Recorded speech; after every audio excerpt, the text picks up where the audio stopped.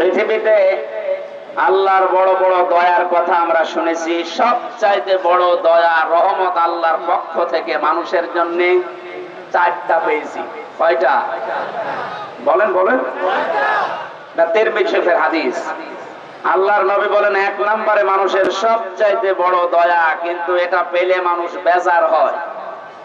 আল্লাহর দয়া রহমত, অথচ মানুষ পেলে বেজার হয়। কথাটা কেমন হয়ে গেল না? নবীজি কেন বললেন? এবার মিলান তো। এক নম্বরে পৃথিবীর বড় দয়া রহমত, মানুষ যেটা পেলেই বেজার হয়ে যায় অধিকাংশ। তার এক নম্বরে কন্যা সন্তান। আমরা কি বেজার হব? কন্যা সন্তান যাদের আছে আপনি বেজার হবেন না, কারণ কারো রিজিকের দায়িত্ব কারের উপরে, মাথার উপরে আল্লাহ দেয়নি। যে আসতেছে দুনিয়ায় তার রিজিক সে নিজে করে নিয়ে আসতেছে। কথা বলেন এখন। দায়িত্ব যতদিন আপনার উপরে আছে, যেভাবে হোক আল্লাহ চালিয়ে দেবে। যেহেতু এটা নবীর কথা আছে, এটা বড় রহমত, অথচ আমরা বেজার হয়ে যাই। আমার তো আল্লাহ দুইটা মেয়ে অলরেডি দিয়েছে, এখন যদি আরো মেয়ে আসে আমার কোনো নারাজি নেই, আমি খুশি।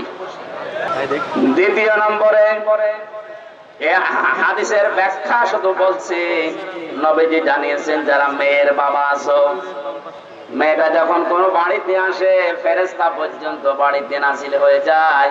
কোন ছেলে আসলে ফেরেশতা নাজিল হয়, এ কথা কোরআনেও নেই, হাদিসেও নেই। অথচ মেয়ে মানুষ আসলে ওই বাড়িতে আল্লাহ ফেরেশতা আগে পাঠায়। ফেরেশতারা আসার পরে মাথার উপরে হাত দেয়, ওই কন্যা সন্তানকে উদ্দেশ্য করে বলে, এটা একটা দুর্বল দেহ, এটা দুর্বল দেহ থেকে বের হয়ে এসেছে। এই মেয়েটাকে যারা আদর যত্ন করবে, এর পেছনে শ্রম দেবে, দিনের শিক্ষা দেবে, সৎ পাত্র থেকে পাত্রস্থ করবে, কিয়ামত পর্যন্ত আল্লাহর সাহায্য ওই বাবা মা গার্জিয়ানের উপরে থাকবে। বলেন সুবহানাল্লাহ। যেন আল্লাহর এই বড় দয়া, বড় রহমত আমরা যেন বেজার না হই কোনদিন। অথচ মানুষ বেজার হয়ে যায়। তার নাম মেহমান। নাম কি? যত ধনী মানুষ হোক, মেহমান আসলেই কেমন যেন মন খারাপ হয়ে যাচ্ছে। অথচ মেহমান যখন আসে, নবীজি বলেন সে তার নিজের খোরাকি সাথে নিয়ে আসে। বলেন সুবহানাল্লাহ। বিশ্বনবী জানিয়েছেন 3 নম্বরে বৃষ্টি, 4 নম্বরে আল্লাহর নবী বলেন রোগ ব্যাধি। রোগ ব্যাধি যার যত বেশি হবে, তার দুনিয়ার অপরাধগুলো আল্লাহর মাধ্যমে মাফ করিয়ে নিষ্পাপ করে তার কাছে নিয়ে যাবে। সিস্টেম অপর পৃষ্ঠায় দেখুন, 3টা বিষয়ে মানুষ আনন্দ পায়, 4টা বিষয়ে মানুষ খুশি হয়, কিন্তু আল্লাহর কাছে সবচাইতে ঘৃণিত নিকৃষ্ট এই 4টা। তার 1 নম্বরে নাম পেয়েছি যৌতুক। এদেশে নেই। সামাজিক ভাবে আন্দোলন গড়ে তোলা লাগবে। বৈষম্য বিরোধী ছাত্র আন্দোলনের মাধ্যমে যেহেতু সংস্কার চলছে, আজ বাংলাদেশের সমাজগুলো থেকে যৌতুক নামে এই মানবতার মহা কৌতুক বিদায় করে সংস্কার করা লাগবে। এই জন্য যতগুলো সংগঠন কাজ করছে মেয়েদের পক্ষে নাম নিয়ে, নারী পক্ষ, নারী স্বাধীনতা আন্দোলন, নারী বিপ্লব পরিষদ, নারী মুক্তি পরিষদ, এদেরকে বলছি এই 53টা বছর পার হয়ে গেল, আজ আপনারা যৌতুক মুক্ত করতে পারেননি। ইসলামের হাতে 5টা বছর তুলে দেন, যৌতুক নামে মানবতার সাথে মহা কৌতুক বাংলাদেশ থেকে মানুষ ছাঁটিয়ে বিদায় করবে।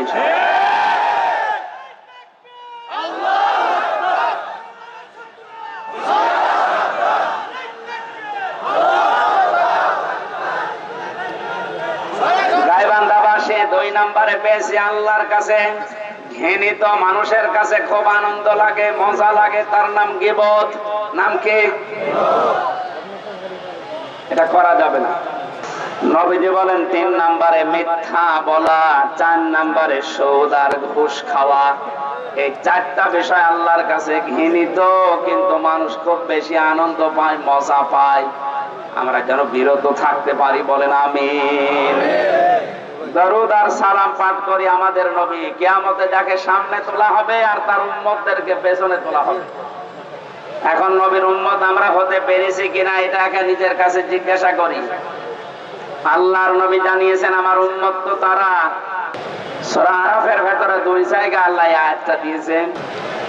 এখন যদি বাড়িতে যাই, এই যে দেখে বসে আছে, এনে যদি বাড়িতে সালাম দেওয়ার পরে ওনার স্ত্রী ওনারে গালি দেয় কুকুরের বাচ্চা বলে, ভালো লাগবে? বলে রাগ হবে না। উনি যদি জ্ঞানী মানুষ হয় চিন্তা করবে আমার তো শিক্ষিত বউ, এটা ভদ্র ঘরের সন্তান, আমার গালি দেয় কেন? জিন অথবা পরিতে ধরেছে নাই তো আমার গালি দেওয়ার কথা। আপনি যদি কোরআনে কারিমের অথেন্টিক কথাটা শোনার পরে আপনার যদি বিশ্বাস দরবেশ বাবার মতো হইতো, তাহলে আপনাকে আমি বেরোতাম না।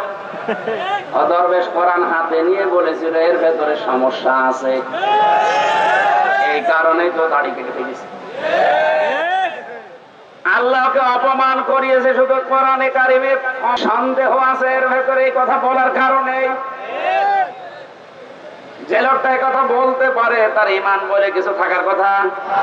আল্লাহ বলেন যালিকাল কিতাবু লা রাইবা ফি, এর ভেতরে কোনো ভুল নেই, সন্দেহ নেই, সন্দেহের অবকাশও নেই।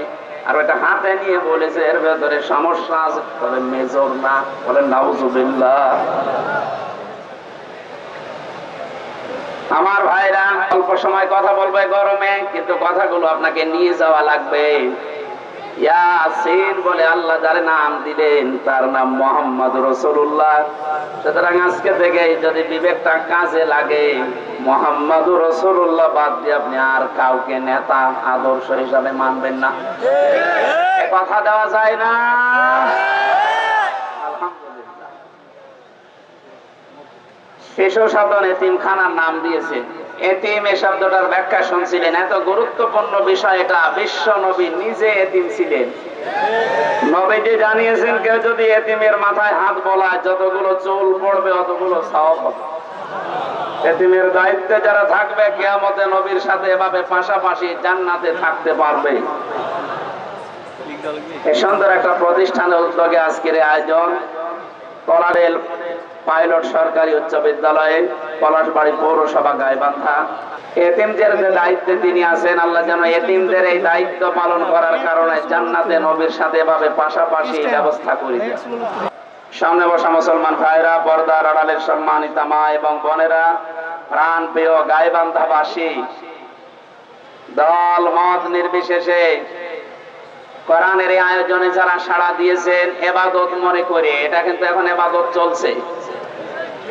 যে ইবাদতে কষ্ট বেশি হয় ইবাদতে সওয়াব বেশি হয়। সুতরাং এই কষ্ট করে যারা এসেছেন শুনছেন ইবাদত মনে করে বলেন আলহামদুলিল্লাহ।